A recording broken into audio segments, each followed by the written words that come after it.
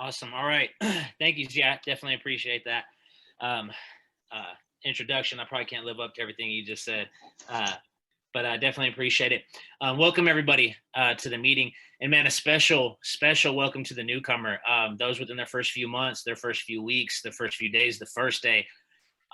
Fuck yeah, that's what it's all about. That's why we're here. That's why I do what I do. It's all about y'all.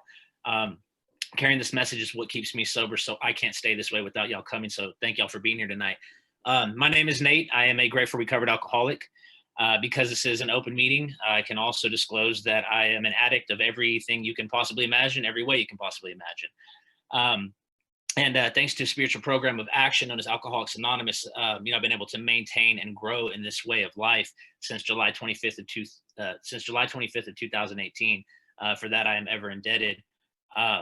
So just to warn you, I drove you a little part of my story, and I do cuss a little bit. So fair warning on that. I get a little passionate. I try to tone it down, but so yeah, let's jump into it. I was born in Los Angeles, California, and I was born to a lower economic means. Let's just kind of say that my dad disappeared when I was a few months old. He wasn't part of the everyday family. He took off. My mom did the best she could. She had her own kind of outside issues and things that she struggled with. So I was largely kind of raised on the streets, kind of running amok in Los Angeles, looked up to the big homies, all that kind of stuff, hung out with, ran with gangs, started getting incarcerated and catching charges as early as 12. I was on probation from the 5th grade till I was 16 for fighting, stealing, all that kind of stuff. Bottom line, I was restless, irritable, and discontent from as early as I can imagine. I was never comfortable in my own skin. I was always miserable, and I was convinced that it was the world's fault. So I did what any good alcoholic would do, and I took it out on myself. And I did that by consuming drugs and alcohol. And I could tell you from the first time I drank, I blacked out. And I know the disease is definitely progressive, and mine is progressive as well. But from the first time I picked up a drink, I could breathe. And that was the thing. I could finally, I felt comfortable in my own skin. Alcohol wasn't a problem for me, nor were drugs. They were my solution for a long time. The problem is that solution stopped working, and I was stuck with myself with a habit that I could definitely not break. So yeah, I started, drinking alcoholically and, smoking weed, stuff like that when I was 12. By the time I was 14, I found myself in my first treatment center. It was court ordered. I was there for 9 months. As soon as I convinced my PO to let me out probation, I took off, didn't complete the program, graduated to pills and to methamphetamine, all that kind of stuff. When I was 16, I moved out to Texas, and I came out here to dodge my first felony for theft of alcohol, for the amount of alcohol I stole. So here's your sign. You might be an alcoholic, 16 years old with a felony for theft of alcohol. So I came out here to dodge that felony and to get to know my biological father. Things didn't work out with my biological father because I had a huge chip on my shoulder. I didn't know how to take my own inventory. I was convinced things were his fault, as well as the world's. So I just continued to cause the chaos that I did. Dropped out of high school. Restless, irritable, and discontent. I didn't even graduate, junior high. I was expelled 2 weeks before the end of it for my behavior. They didn't even let me walk the stage in 5th grade because I was always restless, irritable, and discontent. As a matter of fact, they never let me go on a single field trip my entire life except for one, and it was to a missionary, like a church. They're like, this boy needs this. So, dropped out of high school. By the time I was 18, I was an IV, heroin, meth, cocaine, anything you can imagine. And that would continue until just before my 30th birthday. So I spent about 18, 19 years drinking alcoholically. And the last 10 years of which I was IV, heroin, meth, cocaine, and of course, everything else, the cocktail, anything I can get my hands on. Definitely addicted to more, anything to change the way that I felt. I'd go in and out of different treatment centers, spent years incarcerated, was homeless, all that kind of stuff. I wound up in 3 different psych wards in Los Angeles because of my drinking and my using. No matter what, I could not stay sober for even a week. In 18 years, I didn't stay sober for a week outside of some sort of facility. And come to find out in 2018, it's because I would enter these facilities with the mental obsession to drink and use. And I would do nothing about that mental obsession, and I would leave with it, and I would pick up a drink. See, I'm battling something that is beyond my mental capabilities. I am without defense against the first drink. And so every time I'd get out, I'd think, well, I can have a couple beers. I'm not shooting dope. It's not that big a deal. And it would always lead back to my DOCs. But even alcohol, I drank alcoholically. I never could take it or leave it. If I started, I couldn't stop. And it was just always chaos. It was always chaotic, in and out of treatment centers, like I said. And they meant well. One time I got introduced to the program in 2016. I half-assed the first few steps, bullshitted on my fifth step, and I got drunk that night. Half measures avail us nothing. Half measures don't avail us half a shit. The book tells me half measures avail me nothing. And that's my experience. So I continued to try to do things my own way and to try to just figured out I thought I could just go in and detox. I'm just physically addicted. If I can get rid of that, things will be better. And man, I can't tell you how many times I told friends and family that I was done. And I sincerely meant it. You could hook me up to a lie detector test and I would pass with flying colors because I was absolutely done. But the thing is, it doesn't matter up here how much I'm done, right? Because the book tells me that the disease centers in the mind. So no matter how much I learn about my alcoholism, no matter how smart I become, my alcoholism always outsmarts me because it's in my mind. The smarter I get, the smarter my alcoholism gets, the more cunning, baffling, and powerful it becomes. That self-knowledge availed me nothing. What it took was getting into action. So, lots of crazy chaos stuff, childhood trauma, not enough time to really go into it, but you name it, I was there. So, I'd overdosed several times. My body's resistant to Narcan. When I was 19, a doctor told me, your body's resistant. I'd overdosed, and the doctor told me your body's resistant to Narcan. Heroin was not a good drug for you. And I was like, well, I'll just mix some more meth in it next time. Good old justification there. And I've had 3 grand mal seizures. I mean, literally, you name it, I've been there. So in 2018, coming off another overdose, and I was legally dead. They couldn't resuscitate me. Doctors in there getting ready to call time of death. And one nurse says, I'm going to try one more time. Use the defibrillators, do all that kind of stuff, all that jazz. They're able to revive me. And then, medical staff is scrambling. I'm hooked up to all these wires and hoses. And they told me, they were like, you were dead. And I'm like, bullshit, you can't scare me straight. I've been hearing this my whole life. And they took the blanket off me and my toes were blue and I've never been that cold in my life. And this may sound strange to a normie, but y'all could probably relate to this. For the first time in my life, I realized I could die, like it was possible. But I'll be honest with you, I was broken at that moment. I was absolutely broken. But it wasn't just the the fact that I was homeless again and carless and jobless and I didn't have a dollar to my name and my friends were done with me and my family was done with me and all those external bottoms that we all face. That's not what really drove me to get sober. What drove me was that internal condition, right? The 7 bedevilments, as well as the hideous horseman, right? The inability to handle life on life's terms. The remorse, the guilt, the dread, the incomprehensible demoralization, right? That I just couldn't even put into words the way I felt inside. Death was better off. I was just absolutely miserable and hopeless and helpless to the furthest extent.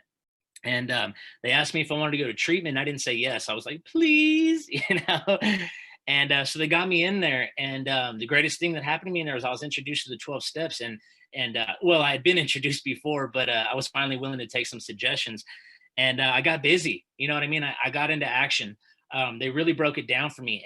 And I just want to I normally like to break down all 12 steps, but I don't have the time tonight. But I will break down the first because it was a huge revelation for me. And everything I do today, all of my daily action day to day is all contingent on my step 1 experience. All the steps flow together. But if I don't truly understand step 1, I'm not going to do the rest of this shit. I'm not going to write all this stuff out. I'm not going to confess it. I'm damn sure not going to go make amends to people. And my selfish ass is not going to take my time to sit here in a meeting, tell somebody my story who I don't know, or to sit with a sponsee one-on-one and dig in his ass the way it was done for me. I'm not going to do that shit unless I understand step 1. So when I came in 2018, I was like, look, I've heard about the steps before. I get it. I understand step 1. I know step 1, 2, and 3. Let's jump into step 4. It's going to be a big one. I'm a sick one, And thank God, to the credit of this man, he was like, hey, let's slow it down. So step 1, let's look at that. What is that? He told me, so step 1 has a few parts to it. Powerless in my life, unmanageable, to sum it up. And he was like, what does powerlessness mean? And I said, man, I can't maintain relationships. My friends are done with me. My family's done with me. I've never had any kids or a wife, a girlfriend, nothing like that. He says, that's the unmanageability. What's the powerlessness? I said, all right, man, the powerlessness. I've been incarcerated. I've been in psych ward. I've been in countless treatment centers, been a property of the state, of several states. He said, that's the unmanageability. What's the powerlessness? I said, man, okay, I got you. The powerlessness, right? I'm fucking homeless, dude. I can't keep a roof over my head. I weigh 120 pounds. I'm batshit crazy. I don't know, man, that's the unmanageability. What's the powerlessness? I was like, well, fuck, dude. Obviously, I don't know. What's the powerlessness? And he helped me to understand the powerlessness of this disease. And what that is that on my own willpower, left to my own devices without some kind of spiritual toolkit laid at my feet for me to pick up, I will drink again. There's nothing I by myself can do about that. No matter how bad I want to stay sober, I will drink again. It will lead to other things. It's a historical fact. It's a statistical fact. It is what it is. That's what I do. And the only way to combat that is to jump into this program of action, continue through with the rest of the work. And so let me just kind of say, when I got to treatment that time, I was in the DTs from the alcohol. I was withdrawn from benzos, which is a motherfucker. I was dope sick from the heroin. I was in a full blown medically diagnosed psychosis from the methamphetamines. I mean, had weed in my system. I mean, you name it. That's where I was at. And they kept me in detox for like 9 days. I didn't eat or sleep. I had peeled my face off after I was already, and I wasn't really much of a picker. I'd peeled my face off. And I don't know why, I was already like 3-4 days sober, and I'd like torn the skin off my face, and maybe I was looking for a new motherfucker under there. Maybe he could stay sober because I couldn't. I couldn't tell you. I was out of my mind. But what I know is that I was broken inside, and I was willing to do whatever it took. And I'm so grateful for that. We call it the gift of desperation. If I have a sponsee come to me and he talks about how miserable it is, how broken he is, I'm like, thank God. I'm so glad you feel that way right now, because that is the fuel you need to do what it takes to get this freedom. Okay. And let me tell you something, the steps don't offer relief. A lot of people talk about fourth and fifth step, you'll get some relief. That's not my experience, because relief is temporary. The steps offer liberation, right? Freedom from self, the ability to live in the image of my higher power, my conception of God. And I don't have enough time to get in the whole conception of God thing, but if the word God scares you away, it's a great thing about this program. Is you choose a higher power, and it can be your own concept. I have a very personal relationship with my God. I learned in college that religion is defined very specifically. One of the key elements is that it's a way to reinforce social norms. That's not what spirituality is. Spirituality is a personal one-on-one relationship with my creator, however I choose to view my higher power. And I'm very grateful for that. That's a huge key to it. So there I'm sick and miserable, and I'm taught to get into action. I'm taught to work these steps. I'm taught to be honest, right? So at the back of the book, it talks about 3 indispensable spiritual principles. The word indispensable means I cannot do without them, right? I cannot do without these principles if I want to maintain this way of life. That's honesty, open-mindedness, and willingness, right? Because I'm arrogant as shit, and I'm dishonest, and I think I know it all. But my best actions got me where I was, which was drunk and high time and time again. So I'm taught to have this open mind and to try something new, and to be willing to actually do it, and to be honest. And when I fuck up, keep it real and tell it like it is. Go make these amends. Get outside of my selfish self and go help somebody else. The book talks about how this life, one, it says that the spiritual life is not spirituality is not, I'm paraphrasing, spirituality is not a theory. We have to live it. You know what I mean? This is like day-to-day action. It also talks about how this program is lived out on the spiritual as well as altruistic plane. Altruistic is simply defined as doing for others with no expectation in return. And those are the things that keep me sober, staying in conscious contact with my higher power, and trying to do for others, just not thinking of myself so damn much. And I'll be honest with you, because that's what this program's about. If I'm trying to think of others all day long, then I probably think of them 20% of the time and myself 80% of the time, because I'm fucking selfish and self-centered. But I'm working on that. I'm working towards it. I'm trying to grow towards that. And that's the whole thing, progress, not perfection. That's not an excuse that I can cheat on my wife or, do this, that, and the other. If you do that, keep coming to the program, tell your sponsor. But I try not to use it as an excuse. So here's the deal, right? I have to live this life. I always say I identify as a grateful alcoholic when I introduce myself, because what that means to me is I came here because I had to stop drinking and using. And if I would have just simply had that, man, I would have sold myself short, but I would have been grateful. I think probably not, because I'm an alcoholic. But what I've gotten in return is so much better. What I've gotten is what the book calls a design for living. It talks about walking hand in hand with the spirit of the universe. It talks about how this program allows me to match calamity with serenity. If you're not sure what those words are, look them up, because it doesn't mean like match kind of a bad day with a little bit of a better day. I'm talking about calamity. I'm talking about chaos, destruction, misery, to match that with serenity, peace of mind, And so just to clarify, when I introduce myself as a recovered alcoholic, that's what I was taught. That the 164 says to introduce yourselves to a newcomer, somebody who has recovered from alcoholism. It does not mean cured. And that's why there's a big debate in the recovery community. The word cured means to be absolved of all symptoms of. I never will be. I'll always have alcoholic tendencies, which is why I always need this program, but I get to do it one day at a time, just for today. My actions right here, right now, sometimes one moment at a time. The word recovered means to be restored to a state of. And the second step, if you haven't read it yet, check it out. That's what it's about. It's about being restored to a state of sanity. So that's my experience. I can become unrecovered very quickly if I'm not doing what I need to do, because it quickly follows that up by saying what we truly have is a daily reprieve contingent on the maintenance of our spiritual condition. The word reprieve is defined as a postponement of a death sentence. So what I truly have, and this is my experience, is a daily postponement of a death sentence based on what I do today for my recovery. Now, when I say for my recovery, it means what I can do to help others. That's just the paradox of this program. The more I'm stuck in self, the sicker I get. And you get to do wonderful things like take inventory and to grow and to learn and to see where I'm still sick and to make changes and to change my behavior. And one thing I've come to realize is, man, I'm awake 16 hours a day, right? I'm taking inventory 16 hours a day. And if I'm not taking mine, I'm fucking taking yours. And that's just a fact. And the more of yours I take, the sicker I become. The more of mine I take, the freer I get. Granted, I'm willing to put some action in behind it. So beautiful thing about this program, man, is that allows me the freedom of the bondage of self, because that is my problem, right? You hear a lot of people say that quote, right? This program is simple but not easy. God, I wish they would follow up the rest of that sentence in the book, because it explains why it's simple and why it's not easy. What the book says is it's simple but not easy. A price had to be paid. It meant the destruction of self-centeredness. It meant the destruction of self, right? So what does that mean? It means that what I need to do is release the ideas of who and what I should be and ask something greater than myself. And if you're not connected to that yet, then reach out to a sponsor. Just take some action. And that's my latest experience, right? Because I don't drink and use because I'm happy, right? I do it to celebrate. Bullshit. I don't drink and use because I'm sad and I'm trying to lift it doesn't matter if it's rainy, if it's sunny, if I'm homeless, if I have a place to live, if I have a job, if I'm with a girl or not with a girl. I drink and use regardless of my circumstances. I drink and use because of my internal condition, because I have a mental obsession that is beyond my capability to handle on my own.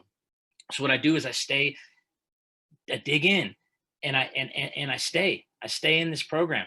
I do what's suggested of me, and I try to reach out to others. I stop trying to carry the weight of the world on my shoulders, and I do the next right thing in front of me. It's part of my daily prayer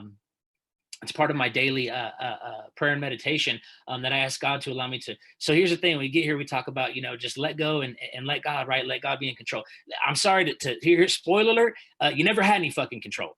God's always had the control. Whatever the higher power is, the universe, whatever, the world, your PO, whatever it is a greater power than you right now. You're not in control. I'm not in control. What I need to do is relinquish my delusion of control and to do the next right thing in front of me, whatever that looks like, and to rely on my higher power for the outcome of all things. Now, it's through that I get emotional sobriety, right? Because physical sobriety is wonderful, but man, I'm not a dry kind of guy. I just can't do it. I can't white knuckle. Hats off to you if you can. Some guys are miserable 5 years, not working a program, mad as shit, wanting to fight everybody. I can't do it. I succumbed to the mental obsession way before that. If you give me about 2 weeks and not working this program, I'm sick and crazy, ready to fight and thinking about drinking, right? For me to drink is to die. That's what the book says, and that's my experience. So what I do is I plug in, right? And I get to be free of this. My problem is not drugs and alcohol. My problem is me. It's the way I think. It's the way I act. It's my behaviors. The book talks about a spiritual awakening, right? Which is coming into conscious contact with something greater than myself, but it also talks about a psychic change. The word psychic just means mind. So what that means is that my perspective on life has entirely shifted. No, it didn't happen overnight. I've spent 3 years being able to grow. I'm nowhere near perfect. I like to say I'm light years away from the person I was, and I'm light years away from the man I feel God calling me to be, but I'm at peace with that. I think I'm doing what he wants me to do right here in this moment. And that's all I have. The next right thing, the next right action. How can I help the next person who is in front of me? God, thy will be done, not mine, and so that's a huge thing for me, is that emotional sobriety. The physical abstinence comes first. I got to have that. But once I get that emotional sobriety, the physical abstinence, it comes very naturally. It's the mental, talks about in the 10-step promises, right? We cease fighting everyone and everything. We are neither for alcohol nor against it. We've been placed in a position of neutrality. The problem does not exist. It has been removed altogether. That's what I'm talking about. That's some good shit. I like the 9-step promises too. They read that a lot before meetings, but what I'm about right there is that mental obsession being removed, and the ability to be of service to others. And just to sum it up real quick, as a high school dropout, now I got my GED. I'm in college. I'm a sophomore. I'm almost done with my first degree. I got a 4.0. That's not me. That's God. I'm working 2 fantastic jobs. I have a fiance. Some girl wants to marry me. I have a 5-year-old little girl. I have a fucking rental property in Snyder, Texas that I just listed on the market. You know what my problems are like today? Oh, I hope I get top dollar in the market today for my home. That's some good shit for a homeless fucking junkie like me. And it's because of this program, right? I've reconnected with friends and family, and it's just phenomenal, right? But here's the greatest thing about it. As great as my life is today, right? All these external things, none of that's recovery. It's all byproducts of good recovery. Good recovery is knowing that, God forbid, I lost all those things tomorrow. I woke up and my fiance, I realized I'm an arrogant asshole and she kicks me out. I fell out of school. I get fired from my job. I will not have to pick up a drink or a drug over that shit, because I have a practical program of action that I can plug into. I have an omnipotent God who will see me through all things. And I have a fellowship of men and women who have and will continue to love me through my deepest, darkest times. So thank y'all for giving me that.